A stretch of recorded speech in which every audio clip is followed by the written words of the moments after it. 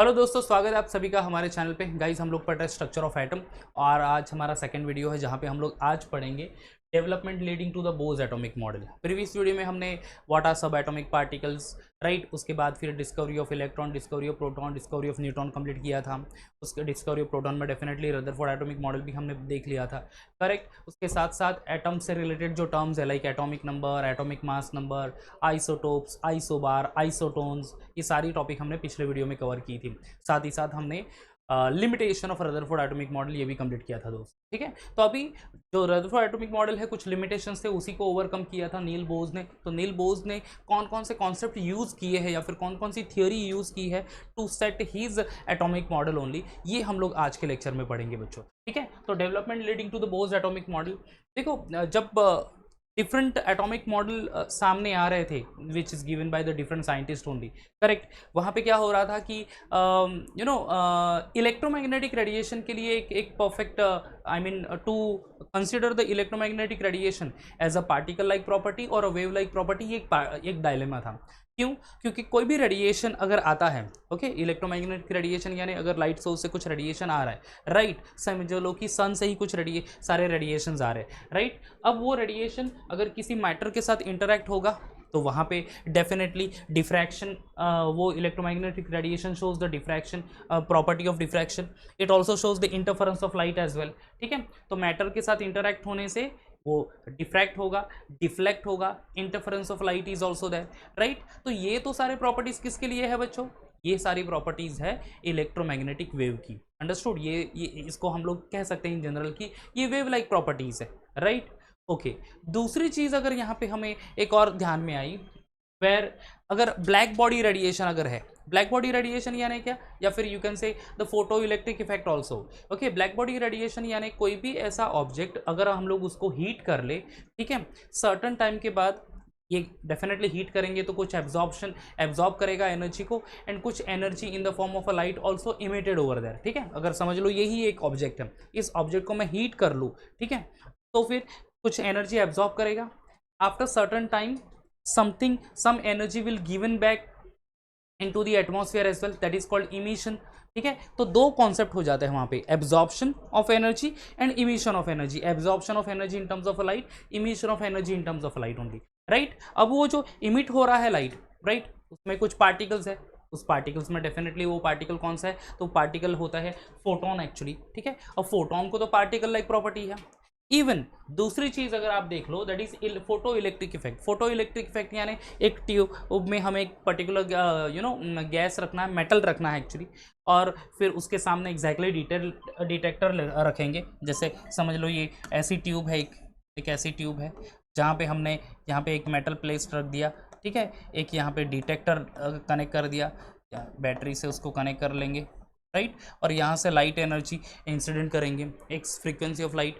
जैसे ही light energy incident हुई on the surface of a metal, soon after ejection of electron will be takes place, ठीक है, electron eject हुए और ये डिटेक्टर में वहाँ पे डिटेक्ट हुए, तो that is called photo electric effect. और वो फोटो इलेक्ट्रिक इफेक्ट में इलेक्ट्रॉन इजेक्ट हुए, इलेक्ट्रॉन को तो electron is one of the particle, right, तो उसको तो पार्टिकल लाइक प्रॉपर्टी है, अंडरस्टूड। तो ये जो एक डायलेमा था कि क्या इलेक्ट्रोमैग्नेटिक रेडिएशन को हम लोग एज अ वेव कंसिडर करें या क्या इलेक्ट्रोमैग्नेटिक रेडिएशन को हम लोग एज अ पार्टिकल कंसिडर करें, क्योंकि दोनों प्रॉपर्टीज वहाँ पे शो हो रही थी।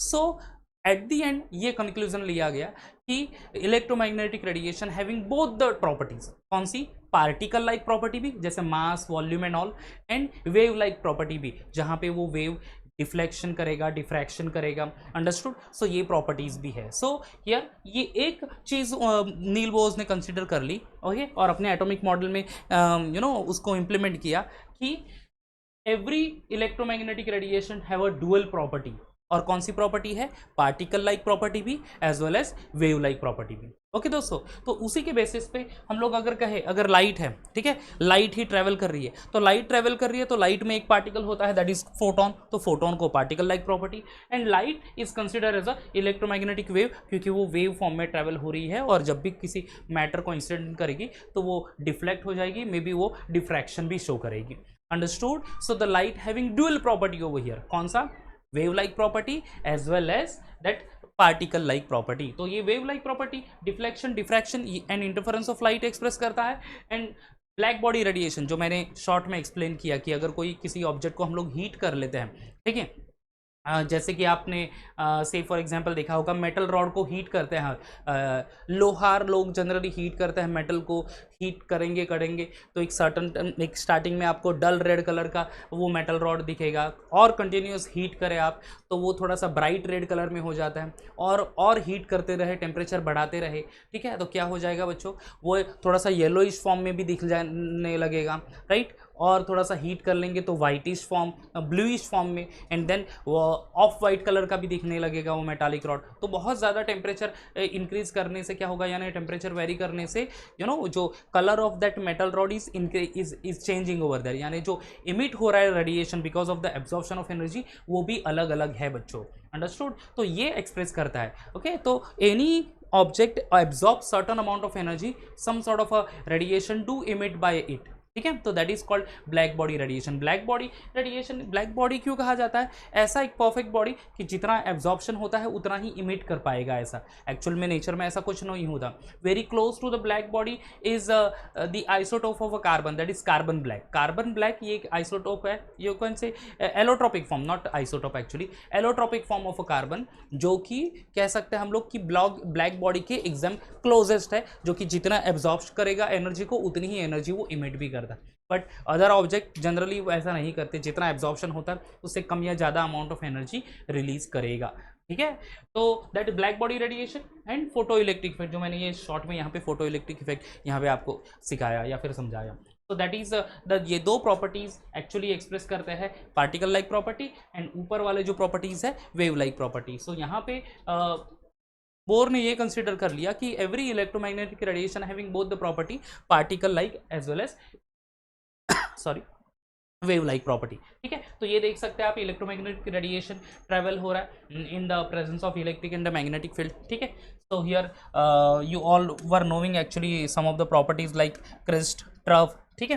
तो गाइज ये जो electromagnetic radiation is travelling along the direction of propagation in the electric as well as in the presence of electric and magnetic field. So here some of the characteristics properties of the electromagnetic radiations are there, or electromagnetic wave. The first one is wavelength. Every wave do have a wavelength. A wavelength क्या है बच्चों, it's a distance between two consecutive crest or trough is called wavelength, ठीक है। अब आप diagram यहाँ पे देख सकते हैं, भैया, अब ये एक डायग्राम है जहाँ पे ये वेव ट्रैवल कर रहा है, राइट। तो डिस्टेंस बिटवीन क्रिस्ट, ये upper part of wave is called as a crest and the lower part is called as a trough, ठीक है, ये लोअर पार्ट। तो कॉन्जिक्यूटिव क्रिस्ट और ट्रफ का जो अगर आप डिस्टेंस ले लेते हैं, so that is called as a wavelength, understood. तो वेवलेंथ की डेफिनेशन क्या है, a distance between two consecutive crest और trough is called to be a wavelength. What is the SI unit of wavelength, SI unit of wavelength is metre. अब but SI unit हम लोग smaller नहीं लेंगे, sometimes we can use और we may use smaller unit as well, क्योंकि generally देखो atom है, ठीक है, वेरी स्मॉल पार्टिकल, राइट। तो या फिर तो उसकी रेडियस मेजर करना, देन से बॉन्ड लेंथ मेज़र करना, तो वहाँ पे हम लोग definitely smaller wavelength unit use करेंगे, जैसे कि सेंटीमीटर हो गया, ठीक है, नैनोमीटर हो गया, ठीक है, देन पिकोमीटर, एंगस्ट्रॉम यूनिट, तो ये सारे एक्चुअली यूनिट हम लोग यूज़ करेंगे, but SI unit is metre for the wavelength, right. Okay, the next property which is related to the electromagnetic wave is frequency. Frequency is denoted by mu. Okay, the frequency क्या है, frequency is the number of waves that pass a given point in 1 second, ठीक है। Number of wave एक given point में pass कर ले in a single second only, that is called as a frequency. Frequency का ऐसा unit है बच्चों हर्ट्ज, और also consider as second inverse, ठीक है। तो हर्ट्ज और second inverse is the unit of a frequency, so that is also one of the property related to the electromagnetic wave. The other property is wave number. Wave number is the number of a wavelength per unit length, ठीक है। एक certain length में कितने actually wavelength है, ठीक है, एक centimetre समझ लो, 1 सेंटीमीटर का डिस्टेंस है, तो उसमें कितने नंबर ऑफ वेवलेंथ है, that is called as a wave number. Wave number is reciprocal of a wavelength only, so the SI unit is also, अगर वेवलेंथ का यूनिट अगर मीटर है तो SI unit of a wave number is metre inverse, ठीक है। तो ये characteristics property है। एक और प्रॉपर्टी है that is called as amplitude. Amplitude is denoted by capital A, it is the height of the crest, ठीक है। एम्पलीट्यूड क्या है, height of the crest is called to be the amplitude. अगर आप डायग्राम यहाँ पे देखो तो ये जो क्रिस्ट ये अपर पोर्शन, ठीक है, ये अपर पार्ट, ये क्रेस्ट, और इसकी जो ये हाइट है that is called as amplitude. ठीक है दोस्तों, तो ये सारे इलेक्ट्रोमैग्नेटिक रेडिएशन, इलेक्ट्रोमैग्नेटिक वेव और electromagnetic radiation having dual property, particle and wave like property. तो वेव लाइक अगर प्रॉपर्टी है, so these are the some of the characteristics related to the wave, that is wavelength, frequency, wave number and the amplitude. ठीक है, okay. अब कोई भी electromagnetic radiation है, समझ लो कि सन से ही रेडिएशन आ रहा है, तो वहाँ पे डिफरेंट रीजन की वेवलेंथ होगी। कौन कौन से रीजन है बच्चों? वहाँ पे रेडियो वेव होंगे, माइक्रोवेव्स होंगे, ओके, इंफ्रारेड रीजन है, यूवी रीजन है, स्मॉल पोर्शन में विजिबल रीजन भी है। ठीक है, तो ये सारे पार्ट है इलेक्ट्रोमैग्नेटिक रेडिएशन के। ठीक है, तो यहाँ पे रीजन देख लेते हैं बच्चों, कौन कौन से रीजन है इलेक्ट्रोमैग्नेटिक रेडिएशन के। आपको इलेक्ट्रोमैग्नेटिक रेडिएशन में रेडियो वेव्स मिलेंगे, ठीक है, रेडियो फ्रीक्वेंसी आप कह सकते हैं, जो कि जो से टेलीकम्युनिकेशन के लिए यूज़ किया जाएगा। ओके, सो रेडियो फ्रीक्वेंसी जिसका रीजन है 10⁶ hertz. Microwave region, okay, very dangerous से इलेक्ट्रोमैग्नेटिक रेडिएशन आप कह सकते हैं। ठीक है, ओवन में भी यूज़ करते हैं उसको, 10⁻10 हर्ट्ज।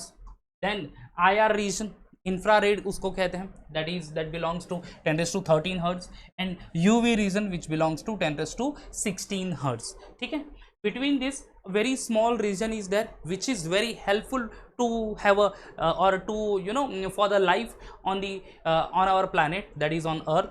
क्या है वो? विजिबल रीजन की जो लाइट है बच्चों या रेडिएशन है वो एक सर्टन रेंज में होती है in terms of nanometre. It is 400 to 750 nanometre. कितना? 400 to 750 नैनोमीटर, जहाँ पे आपको उस विजिबल रीजन में कितने कलर्स मिलेंगे? 7 डिफरेंट कलर्स, यानी definitely 7 different wavelength of light is there. ठीक है, वो 7 डिफरेंट वेवलेंथ कौन सी है बच्चों? तो वो डिफरेंट वेवलेंथ है VIB GYOR। ठीक है, अब ये क्या होता है? विबग्योर यानी V यानी वॉयलेट, I यानी Indigo, this one B blue, G means green, Y yellow, O that is orange and R that is red। ठीक है, तो फ्रॉम वॉयलेट टू रेड आपको different means overall 7 wavelength of colour मिल जाएंगे इस particular region में, from 400 to 750 nanometre, और उसको हम लोग कहते हैं विजिबल रीजन। और यही विजिबल रीजन की लाइट जो है ये हमारे लिए बहुत ही इंपॉर्टेंट है to have a life on our planet Earth. समझ में आ गया बच्चों? ओके, तो ये कुछ रीजन है या फिर ये कुछ से फ्रीक्वेंसीज है इलेक्ट्रोमैग्नेटिक रेडिएशन के, radio, micro, IR, UV and the visible region. ठीक है दोस्तों, ओके। अब relationship between say lambda, mu and c is given over here. ठीक है, अब ये रिलेशनशिप किसके बेसिस पे किया? देखो, इलेक्ट्रोमैग्नेटिक रेडिएशन ट्रैवल करेगा इन अ स्पेस। अगर ये ट्रैवल करता है स्पेस में तो उसका स्पीड कितना होता है? That is 3 × 10⁸ metre per second. क्या ये मीडियम टू मीडियम वो स्पीड चेंज होती है?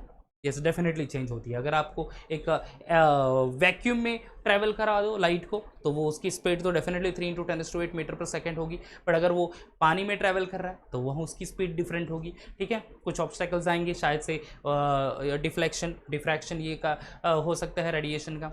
इवन एयर में भी अगर पास ऑन हो रहा है तो उसकी भी स्पीड डिफरेंट होगी दोस्तों। ठीक है, क्योंकि डेफिनेटली ऑब्स्टेकल वहाँ पे भी आ सकते हैं in terms of small matter और small particles. Understood? So the speed is different in a different medium, but in space it is considered as the speed of light is 3 × 10⁸ meter per second. So the c is the speed of the light, mu is the frequency, and lambda that is the wavelength of a light, and the relationship between that wavelength, frequency and the speed of light is given by the equation c is equal to mu into lambda। ठीक है, तो बच्चों ये एक particular equation है जो सीधा direct formula ही दिया है बच्चों हमारे बुक में। So that only we have to learn relationship between wavelength, frequency and the speed of the light. Understood? देखो, स्पीड चेंज होगी medium to medium, but vacuum में स्पीड फिक्स होती है 3 × 10⁸ मीटर पर सेकेंड।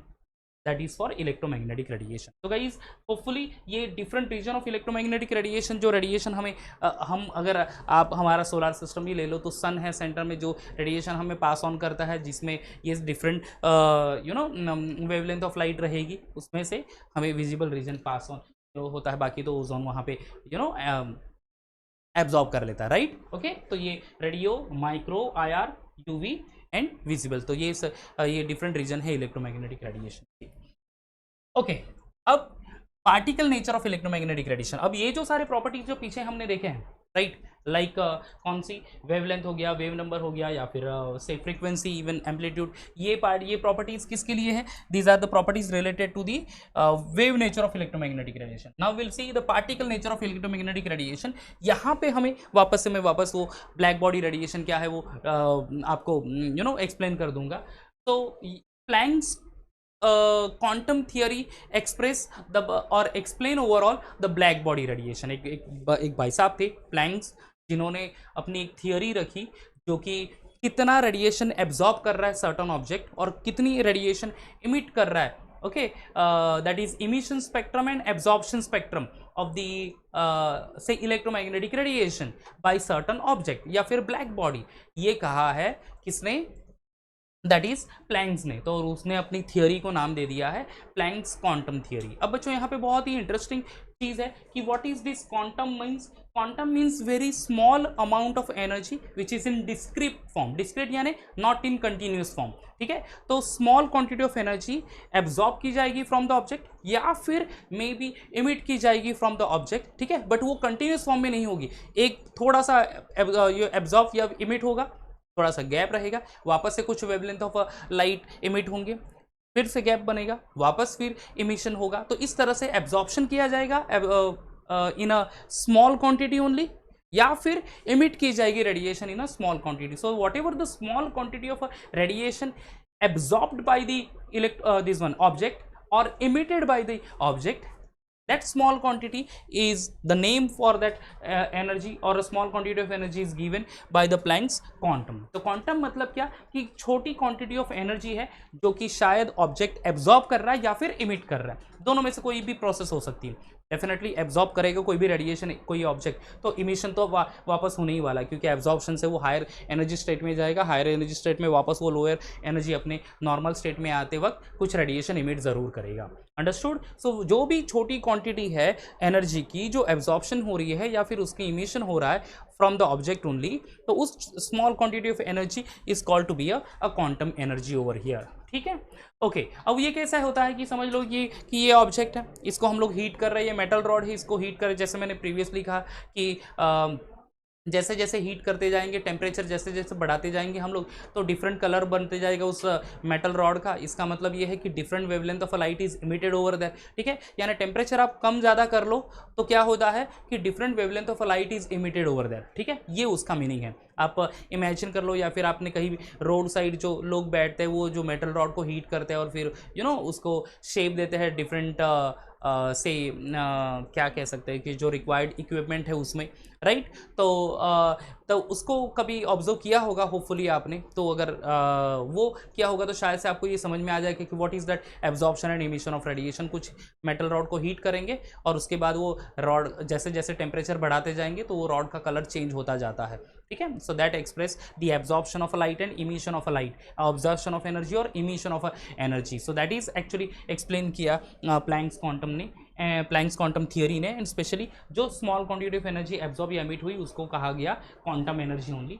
अब जो energy absorb कर रहा है कोई भी ऑब्जेक्ट या फिर इमिट कर रहा है जो ऑब्जेक्ट, वो किससे फाइंड होगा? With the help of this equation E is equal to H into mu, ठीक है। जहां पे E क्या होगा बच्चों? E is the energy of that quantum of radiation, ठीक है। स्मॉल क्वांटिटी ऑफ रेडिएशन जो एब्जॉर्ब या इमिट हुई वो एनर्जी, यानी that denotes by E over here, that is mu is the frequency and h is the Planck's constant. और Planck's constant की value कितनी है बच्चों? 6.626 इंटू 10⁻³ जूल सेकेंड। कितना है? 6.626 इंटू 10⁻³ जूल सेकेंड। तो जो भी शॉर्ट में दिया गया है, यहाँ पे डिटेल स्टडी दी नहीं है एक्चुअली, ओके। अगर आपको डिटेल में पढ़ना भी है तो you can refer the NCERT book. NCERT book में सीबीएसई में स्ट्रक्चर ऑफ एटम चैप्टर है, ठीक है, और उसमें डिटेल स्टडी दी है। इनफैक्ट ये में जो सारी चीज़ें मैं एक्सप्लेन कर रहा हूँ on the basis of that particular NCERT book only. अपने स्टेट बोर्ड में बहुत ही शॉर्ट में इसको एक्सप्लेनेशन दे दिया है एक्चुअली, ठीक है। तो गाइज ये according to the state board हमें इतना ही चीज़ें पढ़नी है कि क्या है exactly particle nature of electromagnetic radiation, what is quantum energy, ठीक है, क्या है relationship between energy and this Planck's constant and the frequency. तो यही सारी चीज़ें दी है। ठीक है, तो इतना ही आप लर्न कर लो, but if you want to go in detail for those particular से एक्सपेरिमेंट एंड ऑल, जैसे कि यहाँ पे देख भी दिया है दिस वन, देखो ये वाली चीज़, ये जो या black body radiation, it is given in detail in NCERT book. Even photoelectric effect भी with diagram, ये diagram जो है मैंने NCERT book का ही रेफरेंस लिया है to explain the photoelectric effect. तो ये सारी चीज़ें बच्चों वहाँ पे दी भी गई है. If you want to go for JEE और NEET तो आपको शायद NCERT book अच्छे से पढ़ना पड़े, और NCERT book में ये सारी डिटेल स्टडी है, बट अपने स्टेट बुक में फिलहाल MST CT के रिलेटेड भी इतनी ही चीज़ आपको ध्यान में रखनी होगी. ओके, आगे बढ़ते हैं. तो ये हो गया. तो ये जो एक पर्टिकुलर इक्वेशन है ये एक्सप्रेस करता है कि particle nature of electromagnetic radiation, जो कैरेक्टरिस्टिक्स प्रॉपर्टीज है वो एक्सप्रेस करता है wave nature of electromagnetic radiation, right. तो electromagnetic radiation having dual property, क्या है, particle like property as well as wave like property. ठीक है, particle like as well as wave like property, तो दोनों प्रॉपर्टीज है बच्चों. ओके, आगे बच्चों आगे चले जाते हैं. Line emission spectrum of a hydrogen. ठीक है, लाइन इमिशन स्पेक्ट्रम. अब स्पेक्ट्रम यानी क्या ये समझ लेते हैं. अगर शायद आपने 11th में प्रैक्टिकल किया भी होगा अब तक, कि अगर आपने एक विजिबल लाइट पास कर ली प्रिज्म में, राइट, अगर प्रिज्म में विजिबल लाइट आपने पास कर ली है इस तरह से, तो कुछ वो जो 7 डिफरेंट कलर्स है वो स्प्रेड आउट हो जाएंगे. ठीक है, 7 डिफरेंट कलर स्प्रेड आउट हो जाएंगे and you will be getting 7 different wavelength only. So whatever that region of a 7 different colour और a different wavelength, that is actually called as a spectrum. ये जो चीज़ है बच्चों, ये this things, ठीक है, तो इसको हम लोग क्या कहते हैं, spectrum. This is called to be spectrum. तो स्पेक्ट्रम मतलब 7 different wavelength from the visible region which is say scattered, or you can say, sorry, separated, not the scattered, actually scattered ये word different होगा, separated when you pass through the prism. Okay, that is called to be a spectrum. तो line emission spectrum of a hydrogen हम लोग यहाँ पे पढ़ने वाले हैं बच्चों. अब यहाँ पे क्या किया है हाइड्रोजन के लिए, ठीक है, यहाँ पे सिंपल एक चीज़ की है कि हाइड्रोजन गैस को लिया, हाइड्रोजन गैस को बहुत ही हायर टेम्परेचर पे हीट कर दिया. वो definitely hydrogen gas is turn down into the gaseous hydrogen atom, और वो गैसियस हाइड्रोजन एटम कुछ रेडिएशन इमिट करता है, electromagnetic radiation.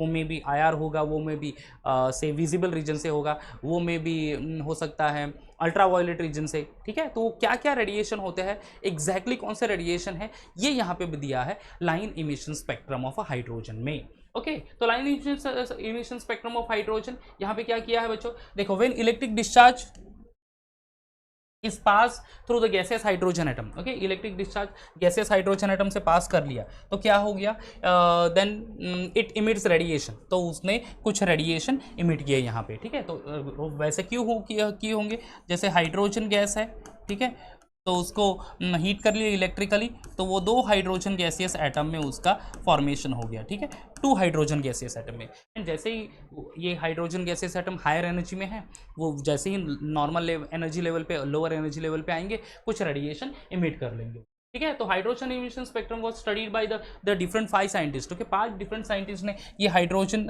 Emission spectrum study किए थे.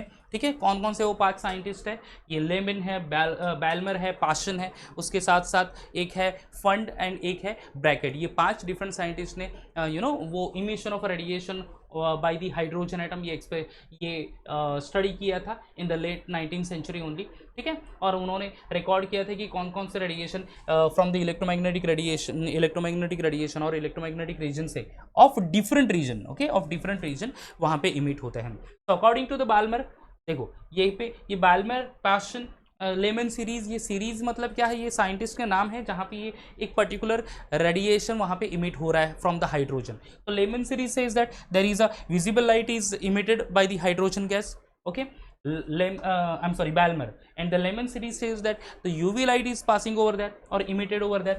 Paschen series says that the infrared light is passing or emitted by the hydrogen gas when it is heated in the electric discharge only. ठीक है, तो guys ये जो different series है, ये मतलब क्या है कि ये different region of electromagnetic radiation emit कर रहा है हाइड्रोजन, जब उसको हीट करेंगे और उसको हाइड्रोजन गैसियस एटम में हम कन्वर्ट कर देंगे. अंडरस्टूड. तो ये सारे नाम दे दिए हैं, ये सीरीज के नाम जो है वो साइंटिस्ट के ही नाम है एक्चुअली, राइट. अब एग्जैक्टली यहाँ पे बाल्मर ने एक्सप्रेस किया है, ओके, बाल्मर जो पहले पर्सन थे जिन्होंने emission spectrum of hydrogen, line emission spectrum of hydrogen express किया था एक्चुअली, ठीक है। तो उन्होंने जो वेव नंबर है, wave number of emission line, ठीक है, ये किस तरह से फाइंड करेंगे, that belongs to the visible region, ठीक है, that belongs to the visible region of electromagnetic radiation. ये फॉर्म करने के लिए फॉर्मूला भी दे दिया है, that is mu bar is equal to 109677 into 1/2 square minus 1/n1 square centimetre inverse, जहाँ पे n ये क्या इंडिकेट डिनोट करता है, n डिनोट करता है 3, 4, 5 and so on numbers, understood. तो ये फॉर्मूले से हम लोग फाइंड कर सकते हैं कि एग्जैक्टली विजिबल रीजन का wave number, okay, according to the Balmer. But after certain time the Rayberg gives the one common formula, एक common formula दे दिया जहाँ पे हाइड्रोजन कोई भी इलेक्ट्रोमैग्नेटिक रेडिएशन इमिट करता है उसके वेव नंबर हम लोग फाइंड करेंगे बाय दिस पर्टिकुलर फॉर्मूला। तो mu bar is equal to 109677 1/n1 square minus 1/n2 square centimetre inverse, जहाँ पे ये n1 इंडिकेट करता है 1, 2, 3 this indication number, and n2 indicate करता है 1/n1+1 n1+2 या फिर n1+3 एंड सो ऑन, ठीक है। तो ये कॉमन फॉर्मूला है, रेबर्ग ने दे दिया है, ठीक है, जो कि वेव नंबर हम लोग फाइंड करेंगे of all these electromagnetic radiation which is emitted by the hydrogen, may be it is ultra UV या फिर विजिबल या फिर इंफ्रा, ओके, कोई भी हो सकता है, ओके। अब ये जो नंबर है 109677 ये क्या है बच्चों, ये कांस्टेंट है, इस कांस्टेंट को हम लोग कहते हैं रेबर्ग कांस्टेंट, ठीक है। It is considered to be a Rydberg constant for the hydrogen atom, ठीक है, उसको डिनोट किया जाता है बाय RH, ठीक है, उसको किसे RH से डिनोट किया। तो ये है बच्चों line emission spectrum of hydrogen. I know that ये थोड़ा सा डिफिकल्ट है टू अंडरस्टैंड, वाई, बिकॉज इसके बेसिस पे हमने कुछ 9th या 10th में पढ़ा नहीं था, but you just simply remember कि जब भी हाइड्रोजन गैस को हीट कर लेंगे हम लोग, हाइड्रोजन गैसियस एटम में कन्वर्ट हो जाएगा, जैसे मैंने यहाँ पे रिएक्शन लिखा, ये हाइड्रोजन गैसियस एटम थोड़े हायर एब्जॉर्ब करेंगे हीट एनर्जी, तो एनर्जेटिक होंगे, बट वही एनर्जी कुछ समय के बाद वो रिलीज करते हैं, that is called emission of radiation, और वो अपने ग्राउंड स्टेट में या लोअर एनर्जी लेवल पे आ जाएंगे, बराबर। तो वो जो इमिशन जो है वो कौन कौन से रीजन से है, from which belongs to the electromagnetic radiation, ये यहाँ पे एक्सप्रेस होता है by line emission spectrum of hydrogen. तो वो हाइड्रोजन इमिट करता है विजिबल रीजन के लाइट, हाइड्रोजन इमिट करता है UV light, hydrogen emit infrared light भी इमिट करता है। तो ये डिफरेंट साइंटिस्ट ने, ये 3 ही है एक्चुअली, इसके बाद 2 भी है, that is Brackett series end fund series, ये भी बताता है कि वो दोनों इंफ्रारेड लाइट ही इमिट करते हैं एक्चुअली, ठीक है। और वहाँ पे whatever the frequency related to that radiation, ये इसके लिए फॉर्मूला भी दे दिया है, बाल्मर सीरीज ने स्पेसिफिकली फॉर्मूला दे दी हम, एंड रेबर्ग ने कॉमन फॉर्मूला दिया है फॉर ऑल दो सीरीज, यानी सारे रेडिएशन के जो वेव नंबर फाइंड आउट करना होगा तो आपको आप ये कॉमन फॉर्मूले से फाइंड आउट कर सकते हो। With the light emission spectrum of hydrogen कौन से रेडिएशन इमिट हो रही हो उसके एक्जैक्टली वेव नंबर कैसे फाइंड आउट कर सकते हैं, ये हम लोग ये हम लोग समझ पा रहे हैं with the help of a line emission spectrum of a hydrogen. तो होपफुली गाइज ये सारी जो कंटेंट है ये आपको समझ में आया होगा। ये actually development leading to the Bohr's atomic model है। इसके बाद जो हमारा वीडियो होगा वहाँ पे हम लोग बोज एटॉमिक मॉडल पढ़ेंगे बच्चों, ठीक है। तो गाइज यहाँ पे हम लोग स्टॉप करते हैं, bye bye and take care.